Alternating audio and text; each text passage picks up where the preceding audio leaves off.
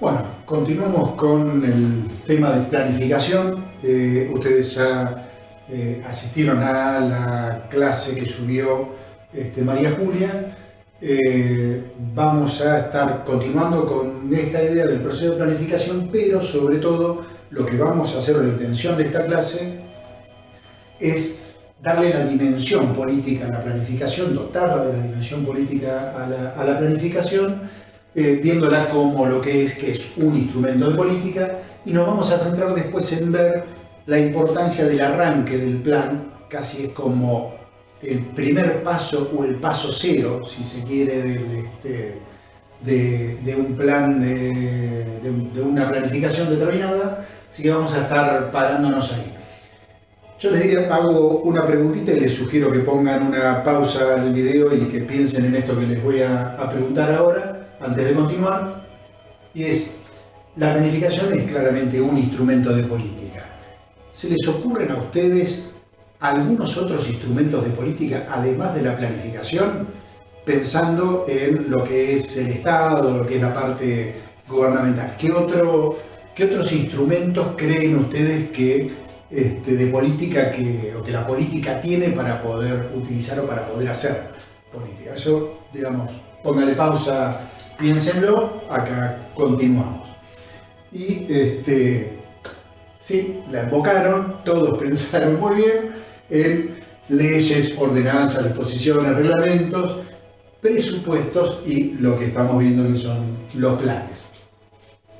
Claramente las leyes expresan ideas políticas y expresan tomas de posición respecto de temas determinados, específicos, los reglamentan, muchas veces en los reglamentos hay posiciones políticas claras, y uno podría preguntarse, ¿el presupuesto es un instrumento de política? Y el presupuesto es uno de los instrumentos más fuertes de política.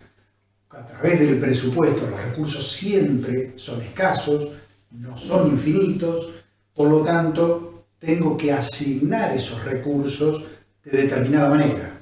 Cuando asigno esos recursos o parte de esos recursos a esto y no a esto, o cuando le doy más importancia a uno que a otro, son tomas de posiciones fuertes, y acá es donde más claramente por ahí se puede ver las diferencias de posicionamiento hacia adentro del Estado, digamos, en las discusiones de presupuesto hacia adentro del Estado nacional, provincial o municipal, están esos posicionamientos fuertes entre por ahí, un ministro y otro, un secretario y otro, un director y otro. Bien, en el tema de conceptualización ya la idea es ponerle algunos conceptos más, pero no vamos a estar profundizando en eso, que ya lo vieron con María Julia. Sí nos interesa hacer algunos planteos, digamos, ¿no? En esta definición es de Anderegg.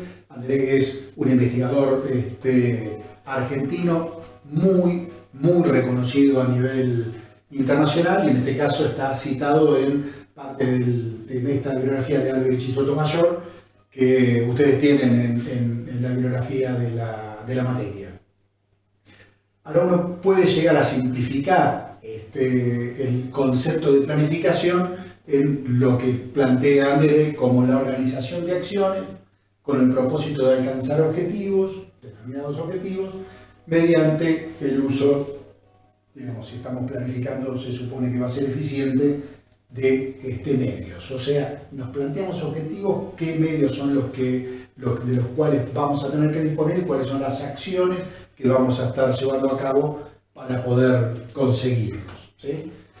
Entonces tenemos objetivos, acciones y medios que siempre son escasos, y acá aparece, digamos, una planificación, digamos, un concepto de planificación de Molina, que es un chileno que estuvo radicado pilones de años en México y que lo perdimos hace muy poquito, creo que el año pasado.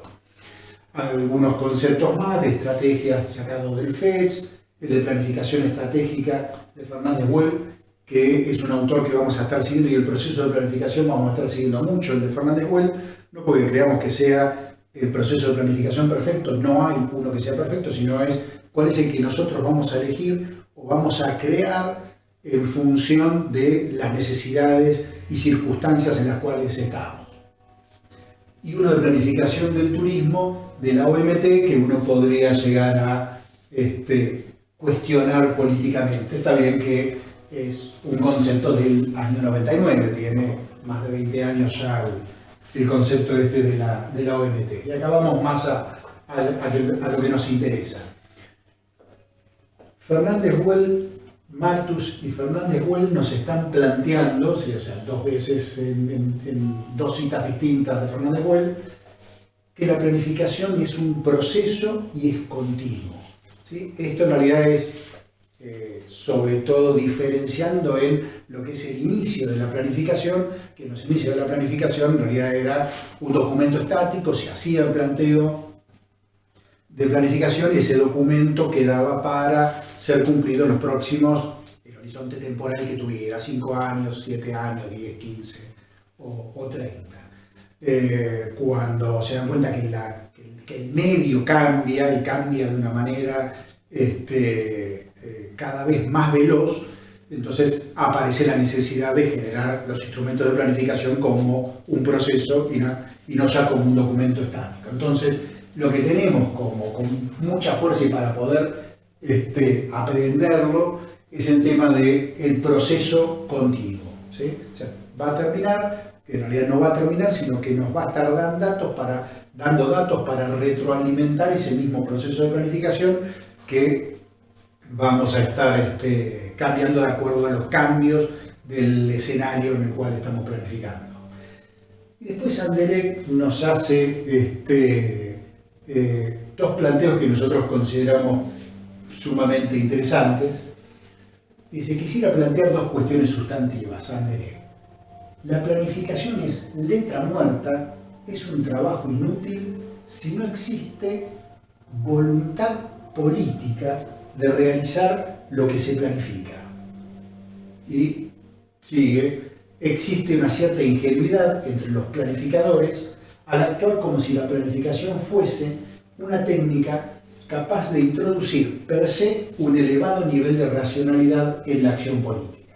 Por un lado, nos advierte respecto de ciertas miradas ingenuas que se pueda llegar a tener respecto de la planificación y nos advierte sobre todo que la voluntad política es lo que va a traccionar en función de que una planificación sea o no llevada a cabo, que una planificación pueda tener eficacia, ¿sí? Nosotros la vamos a plantear como eficiente, pero para que pueda tener eficacia vamos a necesitar de esa voluntad política. Sin esa voluntad política en realidad va a ser un documento más y está lleno de ejemplos de documentos que se hicieron en realidad con las mejores de las intenciones y que quedaron solo eso, en documentos.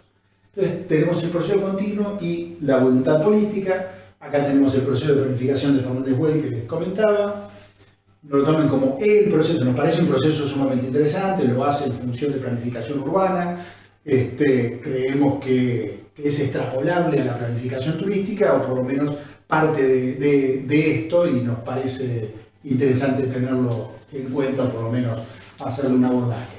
Vamos a estar parados sobre todo en el tema del arranque del plan. Habíamos dicho entonces proceso continuo, voluntad política y como instrumento de política nosotros creemos que subyace una pregunta de definición política. Tengo a mi perra, a mis pies acá mirándome y no dejándome mover demasiado. No aparece, creo, en la filmación, pero asiste a toda la clase. Entonces tenemos que subyace una pregunta de definición política y esta pregunta, y acá viene una anécdota que cuento desde hace un tiempo, todos los años, desde hace varios años que vengo contando, cuando me recibo de licenciado en turismo, eso fue en el año 89, agarro la mochila y hago un viaje por Sudamérica, de unos 6 meses aproximadamente. Entonces, bueno, salí, crucé Mato Grosso, fui por Amazonia, entré a Venezuela a partir de Brasil, de Amazonia. Llegué a un lugar que se llama Ciudad Bolívar, Villa del Orinoco, que es uno de los 3 grandes ríos de Sudamérica, eso lo deben haber visto en espacios turísticos.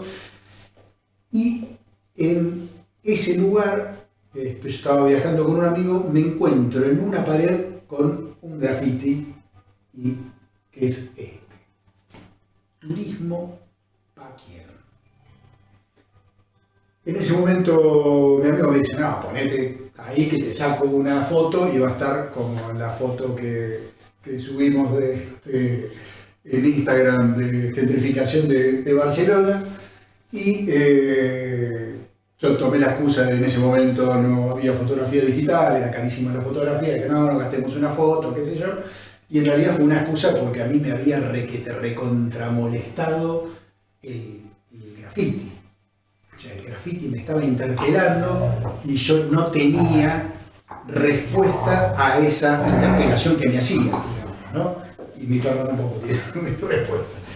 Y me molestó, me clavó una espina y me molestó considerablemente. Y seguí el viaje, obviamente, disfruté del viaje muchísimo. Y como un mes más tarde, ya en una playa colombiana, en el Parque Tayrona específicamente, me di cuenta que esa pregunta que a mí me molestaba y que me molestaba mucho porque me hacía preguntar a mí para qué había estudiado yo eso. Me daba la sensación, yo me acabo de recibir y estudié de gusto, ¿no? O sea, era como que me hacía demasiado ruido y me di cuenta que en realidad era la pregunta de definición política. Nosotros acá la ponemos como para planificación, pero yo diría que es la pregunta de definición de política turística. Turismo pa' quién. Vamos a cortar con esto, voy a sacar a la perra para que no siga molestándome por lo menos, y continuamos en un segundo videito.